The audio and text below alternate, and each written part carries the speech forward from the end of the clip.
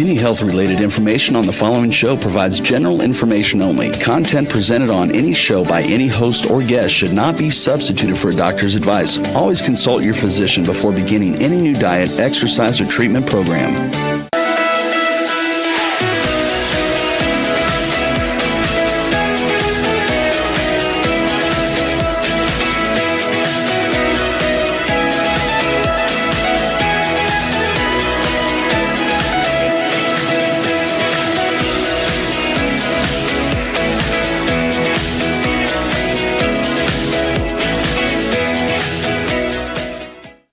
Hello, welcome to 5 to Thrive Live, a podcast about thriving for those who have been affected by cancer and chronic disease. I'm Dr. Lisa Schuler, and I co-host with my good friend Carolyn Gazella. You can find all of our past podcasts on every major podcast outlet, and you can also find a schedule on our website, ithriveplan.com. So tonight, I'm going to be talking with Dr. Celia Hildebrand about the East Asian perspective on trauma. Dr. Hildebrand earned a master and a doctorate degree in acupuncture and Oriental medicine. Dr. Hildebrand has lived with purpose defined by heart, hands, skill, and intention. She's fellowship faculty with the Andrew Weil Center for Integrative Medicine at the University of Arizona College of Medicine, and she recently developed a full-time practice with the U.S. Veterans Administration, seeing 40 to 60 patients a week. She is the recipient of a Fulbright Award in 2019, which took her to Ukraine to teach acupuncture for pain, post-traumatic stress disorder, and trauma. And she continues to expand this curriculum, and that's resulted in more than 135 people using these tools to help heal through varying degrees of trauma. Much of that kind of trauma, a few of us in the U.S. will experience, but we are going to talk about trauma and how this East Asian perspective is so relevant. So before we do that, though, I do want to thank our sponsors. First, we have Cetria, a patented form of glutathione, clinically proven to raise glutathione levels. Glutathione is the master antioxidant and the body's primary defense against free radicals. It also helps to support respiratory health, and you can learn more at cetriaglutathione.com. We also thank Cognizin Citicoline, which is nature's way of keeping the brain firing on all cylinders. So if you want to enhance your brain function, your memory, focus, and attention, look for Cognizin on the label, and you can learn more at cognizin.com. And as a matter of fact, Pro Thrivers Wellness Brain, which is part of the Pro Thrivers Wellness suite of products, is a product that contains Cognizin as well as some other brain-supporting nutrients and herbs. And you can find Pro Thrivers Wellness Brain online at pureformulas.com. And Dr. Ohhira's Probiotics, a best-selling probiotic for over 30 years, contains 12 probiotic strains, which are shelf-stable without refrigeration due to a unique 3-year fermentation process. And you can learn more at drohhiraprobiotics.com. So with that, Dr. Hildebrand, welcome to 5 to Thrive Live. Thank you. I'm so delighted to be here. Indeed. I'm delighted that you are here as well. So, you've been to the Ukraine to offer East Asian medicine to ease the trauma that's experienced by many there. Why have you gone there so many times? Well, first of all, I am Ukrainian. I'm second generation. My mother and her entire family are from Ukraine. They came over in the early 1900s, late 1800s, early 1900s. So I was raised in the tradition of the Ukrainian culture, the language, everything, the practices, the spirituality. And so I felt a very deep calling. I've been going back and forth to Ukraine since about 2004 to find my family, meet them, and reestablish bridges with them. So I figured this was a really good opportunity. When I was given the Fulbright, especially, it was an opportunity to create a program that would allow kind of a foundation for me to return over and over again to Ukraine and teach and be part of the culture there. Yeah. Well, that's really a beautiful way of giving back, actually. So let's talk about this, because you're obviously well-trained in East Asian medicine, which for some of our listeners, they may be wondering, what is this? And if they're familiar with this space, we used to use the terminology traditional Chinese medicine, but we've moved to East Asian because it's actually more than just Chinese. So that's one thing I wanted to clarify up front. But so you've had deep training in East Asian medicine. And so let's start with the physical impacts of trauma from that East Asian perspective? Okay, I'm going to kind of go back and forth between East and Western medicines with this. Mm-hmm. So trauma comes in different forms, right? It can be both physiological, but it can be an emotional. It can be a primary trauma where I am impacted. I'm either falling, I've been hit, I've had an accident, I've had a bad experience, I've been emotionally abused, and it can be secondary. So the secondary trauma is observing something that's happened to another person. Most of us were impacted, for example, at 9/11. Mm-hmm. All of us are impacted when we see the visions on the television shows or in the movies, when we see people being hurt or explosions and things like that. That is a form of secondary trauma. Trauma comes to us in many layers and many ways, and mostly in East Asian medicine, we think about it as coming in through our weight qi, and that's spelled WEIQI, weight qi, which is our protective qi, and that's the qi that kind of envelops our physical bodies, and some people also think in terms of our emotional bodies, and that protective qi is what keeps us safe from it's our immune system. In other words, it keeps us safe from the germs, the bacteria, the viruses, the fungus, the things that enter our body in any way, whether they come in through an open wound, a cut, or any of our orifices. Orifices are important in terms of trauma. We see things, we hear them, we smell them, we taste them. And each one of those orifices represents a pathway into our psyche and into our physical body. And East Asian medicine has a way of looking at that as something enters our physical body or our emotional body, and how our psyches and our physical bodies metabolize that, digest it, and move with it. So that brings up my next question. So you mentioned metabolize, which, in a truly sort of physiological sense means you basically take something and you digest it and then you eliminate it. So when you say metabolize, like from an East Asian perspective, do these physical effects that are taken up by the body, either, having physical or psychological components, do they stay for a long time, or do they just go through?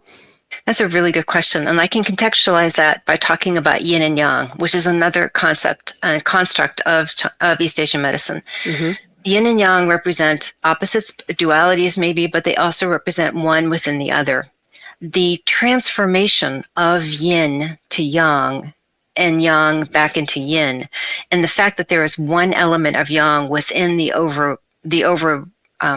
larger picture of yin, and there's an element of yin within the yang. And that's, that can sound very confusing. The most important principle here is that there's always a transformation. There's always a phase at which one thing turns into another. That's a transformation, a cellular metabolism, that's a thought process, that is a digestive process of life and of food and liquid. So this entire concept of moving forward, moving through something, is how each one of us individually and probably collectively move through trauma. So where I might get stuck in trauma could be based in one of my organ systems or one of my electrical systems or my nervous system. Where you might get stuck with something moving through trauma could be through a physiological thing, maybe through a muscle or a blood vessel. So we all have these different ways of how we metabolize it, but also how we take in an experience and then how we move through it. Mm-hmm. So what about the psychological effects? I think we would say in the Western science of things that people have psychological effects of trauma, particularly, say, childhood traumas that really can last a lifetime. So in many ways, they affect how we function in the world, some of which is physiological. It changes the way our neurological system works, for example, and how we respond to stressors later and things like that. But from an East Asian perspective, there's a sort of a philosophical component, the 5-element theory, which maybe helps us. Does it help us to understand how trauma affects us psychologically? It does. And thank you for that softball that you just threw at me. That's a great softball. So the way it does is that there are the 5 elements that represent always, again, like a transformation. So if we just start with the element, for example, of fire. So fire is the element that is best represented, or is represented by the organ systems of the heart and the small intestine. How does fire even become fire? Is it comes from the element of wood. And wood, of course, is represented, is something that can burn. And there's the quality of the wood that depends on both the moisture and the nutrition within the wood, and whether it's too dry, in which case the wood will burn very, very hot, or if it's too soft, or if it's too moist, then it will take a longer time to burn. Wood is represented in it's the element that's represented within the liver and the gallbladder. So here we have the digestive organs, right? The ones that actually produce the bio and the enzymes that would digest and experience or digest food. So how does wood grow other than, so wood comes from the element before the wood would be water. So wood grows when there's enough water. Water is represented by the kidney and the urinary bladder.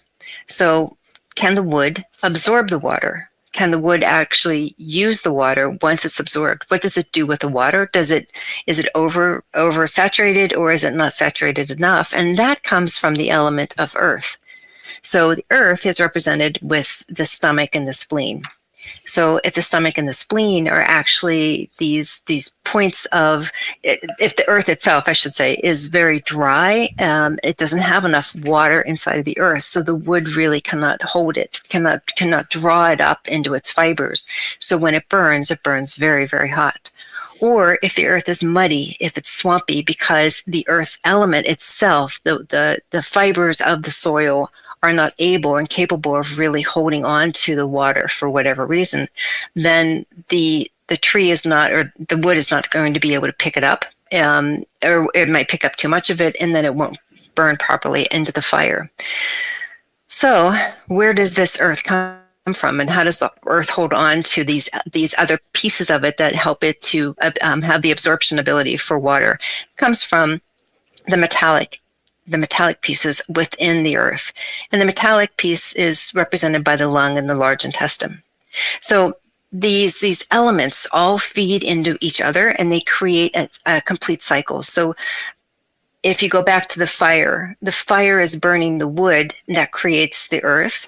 And within the earth, depending on how good the wood is to begin with, creates the earth, which is holding on to the minerals, which is part of the digestive process. And so you can see, like, this entire system is one of transformation. You have to be able to get from one element to the next in a healthy way, so that the entire circle of life, this is called the cycle, the generative cycle of life. With any one of these elements that are weakened, whether it's because of a physical or an emotional trauma, if there's a place where you cannot transform to the next level, is where this trauma begins to settle into the body or into the emotional states. Every organ system has an emotion related to it, a psychological emotion that can be related to it. For example, we talk about the emotion that's related to the heart and the small intestine. That we think about as being an overabundance, maybe a maniacal sense or an imbalanced sense of happiness and joy. When people are so joyful, like they're floating, they're just bouncing off the walls, they're that joyful. And that we think of as an imbalance within the heart and the small intestine. On the other side of that is this idea of sadness, which is embedded within the element of metal, which is the lungs and the large intestine. We talk about that because we often think about the sound of grief that's pouring out of a person who's sobbing. We think about that in terms of the lungs. So when we hear somebody who's always with this kind of very, very sobbing kind of voice, or somebody who breaks into tears a lot, we might think about a lung imbalance. Somebody that's kind of stuck within grief and can't move beyond something that's happened to them in the past. The element of the earth is more of the grounding, and it's more the sound of kind of a sing-song voice. There's this extra sweetness that maybe is not being well digested within the stomach and the spleen itself. And then when we get to the element of liver, so we're in the wood phase now, we think about people that are just where the wood is burning too hot or it's not burning hot enough, and it just creates this anger, this frustration. We can't get it out. We can't move it forward. We can't grow. Our roots aren't deep enough in the soil. We can't reach up to the sky. We can't grow. We're really too dry to be able to bend when the winds of change come to hit us.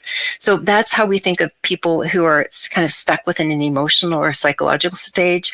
We'll do a process of a diagnosis, which will take us to look at which element might they be stuck in based on their psychological or their emotional responses to events that are happening. Mm-hmm. So, yeah, that was an amazing summary of a system that people take many, many months, years to learn. So good job. And I'm wondering if I could just add that there's, you guys who are really well trained in East Asian medicine also take pulse and look at tongue, and you can help figure out which elements are imbalanced and how that's all showing up in somebody. Yeah, exactly. I forgot to mention the element of the kidney and the urinary bladder, which is really important in terms of people being in trauma, and especially people that cannot let go of anxiety and fear, because this is the type of person who will also have an incredible response, a startle response. And when you think about adrenaline and cortisol, which are produced by the adrenal gland sitting on top of the kidney, it's not hard to imagine somebody who is stuck in this heightened state of anxiety all the time. Right. Okay, so with all of that, you have a very elegant way of understanding how trauma is received, and then in turn how it affects the body, which in turn affects the physiology of the body and has sort of predictable patterns that are going to play out from that, which I would imagine then leads you to be able to figure out how to best support that person in resolving the trauma. So let's talk a little bit about treatment, and maybe let's start with auricular acupuncture. I know that's a bit of a odd place to start, but I think it's important because I know you do that a lot in the Ukraine, and it's something that's portable. It's very accessible for people. So for people listening, auricular acupuncture, it's using various tiny little needles, or even little balls that are taped to various acupuncture points in the ear, on the earlobe, is what we're talking about. So do better than I did. Describe what that is and how it helps people who have experienced trauma. One of the beautiful things about the ear is that the tissues of the ear are developing. The ear is being, I should say, created as a fetus in the womb between weeks 5 and 20. It's the same time that all the other organ systems are being developed within the fetus. But importantly, the ear actually has tissues from all of the organ systems in the whole body. It also is innervated by nerves that are developing at the same time as the ear is. And so the ear represents a somatotropic map of the entire body. We found this out only recently, like in the 1950s, when there was a famous doctor, a French doctor, MD, who was studying auricular acupuncture in China and realized that what he was being taught reminded him of an upside down or an inverted fetus. And so based on this very odd theory of placement of auricular points in the ear, as he was visualizing a fetus, he created a hypothesis of thinking about and testing. If I think that the lobe, for example, represents the head, or the head and therefore the brain of this fetus, then if I kind of crawl up through the cartilage in the inner ear, will I find the spine and the spinal cord? And in fact, after decades of research, we now know that the ear really is a very solid and very reliable map of the entire body, from the structure, from the bones and muscles to the nerves and the internal organs, including the function as well as the movement of energy through the whole body is represented within the ear. So that's why we use it. That's why it's become so powerful, and it's been so well studied now by the Department of Defense and universities around the world, as well as researchers around the world, to how is it that we can use the ear to help people's bodies harmonize, to harmonize the nervous system and also the function of different organs. Yeah. Okay. So maybe an example would be good. Can you have so many, because I've heard you talk about some of this, but maybe just give us an example, maybe from the Ukraine, of how impactful this can be for people. It's humbling, really humbling. There are different protocols that we can use when we work on the ear, and we've also been teaching it for pediatric acupuncture as well, or acupressure.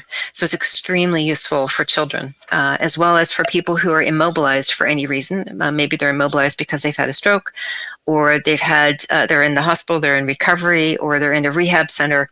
You can almost always, 99% of the time, you can actually get to the ear. And so you can treat the whole body by using the ear in this somatotropic mapping. So one really profound experience for me in Ukraine was working on somebody who had just come back from the war, and he was had been a commander for years, and had been just discharged because he was found to be beating up his soldiers. This is not unusual for people that have severe PTSD, especially in wartime, where there's a snap, an emotional snapping that happens. And in his case, he just became violent and a little bit paranoid about what was happening around him. And so he started beating on his own soldiers. He was immediately discharged. And the day he was discharged, he was brought to me for treatment. A little bit frightening, right? Mm-hmm. So one of the first things I did is I just established trust with him, in small ways. He was with people that trusted me as well, so that helped quite a bit. And I he hadn't slept for almost 72 hours, so he was maniacal. He was, he had that look about him that was just both terror, but also rage. And I placed these 5 needles in both of his ears, and he went to sleep immediately. I took the needles out about an hour later. He barely woke up when I took the needles out. It so calmed down his central nervous system immediately. It went directly to the points that impact the sympathetic and the parasympathetic nervous system. So his heart rate immediately decreased, his oxygen levels increased, the endorphins increased, adrenaline and cortisol were reduced, and he was able to fall into a deep sleep. He slept that night for 12 hours. The next day, he found me again, and he wanted a treatment again. We were in a bar. We were already having dinner in a bar. He joined us at the bar. I treated him on a bench in the bar, in a noisy bar, because he knew the owners of the bar. They allowed this to happen. He fell asleep in the middle of the bar. I slept for another 2 hours, and then went home and slept for another 8 hours. And then the third day, he came back, and he wanted treatment again. And he was already a changed person. And I met him again a year later, and he was a completely changed person. Mm-hmm. He was meditating, doing yoga daily, and had really recovered himself to himself. Yeah, beautiful. Yeah. I mean, it's great. I mean, it's just, so helpful. And I'm looking at our time because I want to get a few other questions in here.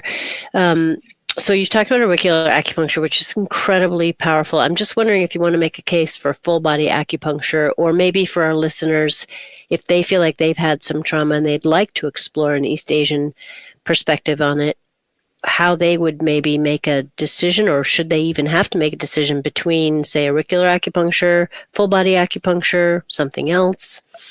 Auricular acupuncture is extremely good for trauma. There's a protocol, it's called the National Acu-Detox Association, NADA protocol, which has been used, which was used in 9/11. It was actually begun on September 12th.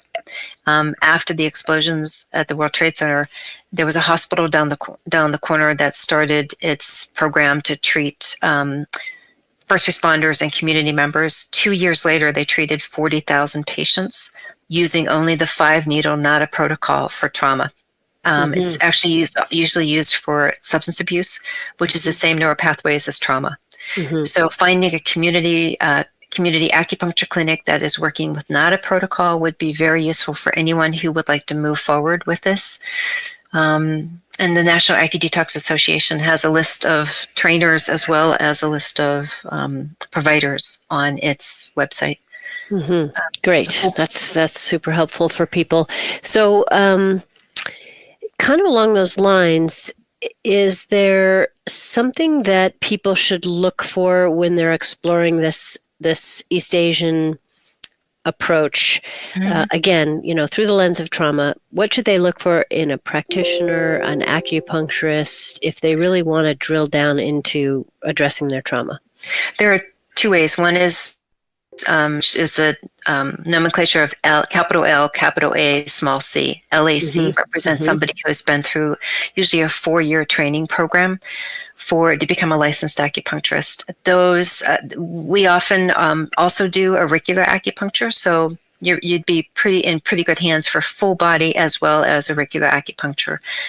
Medical doctors are trained sometimes to do the auricular trauma protocol, which is often through another protocol from the Helms Medical Institute. The auricular trauma protocol works extremely well for people in trauma, physical as well as emotional. And those are done by some medical providers, not all. Full body acupuncture works wonders, also just to help release the trauma and the stress throughout the body. Yeah, sure. Okay, well, gosh, this has been great. We just have enough time for you to, answer my last question, which is there anything else that you feel like our listeners should know? Auricular acupuncture produces some amazing results. I encourage anybody who's experiencing trauma, from whether it's PTSD, whether it's physical, whether it's emotional, to find somebody in your community that can work with you on it. It's silent. It's often delivered in a silent space without need to talk. Once you are accessing your nervous system knows where to take you and knows how to help you heal. Great. That's great. Okay, so with that, where can our listeners find you? Do you have a website or anything to share? I do. My website is called Polaris Institute of East-West Medical Studies, but you can find us on polarismedicalinstitute.org. Okay, wonderful. Thank you so much. I really appreciate your time, expertise, and your spirit, and the actual giving that you do of yourself to people in need. And that wraps up this episode of 5 to Thrive Live. Again, we thank our sponsors, Celia Glutathione, the superior glutathione to support liver and immune health, Cognizin Citicoline to help enhance memory, focus, and attention, Dr. Ohhira's Probiotics, award-winning pre- and probiotic formulas and ProThrivers wellness supplements designed specifically for thrivers. Thank you all for joining us. May you each experience joy, laughter, and love. It's time to thrive, everyone. Have a great night.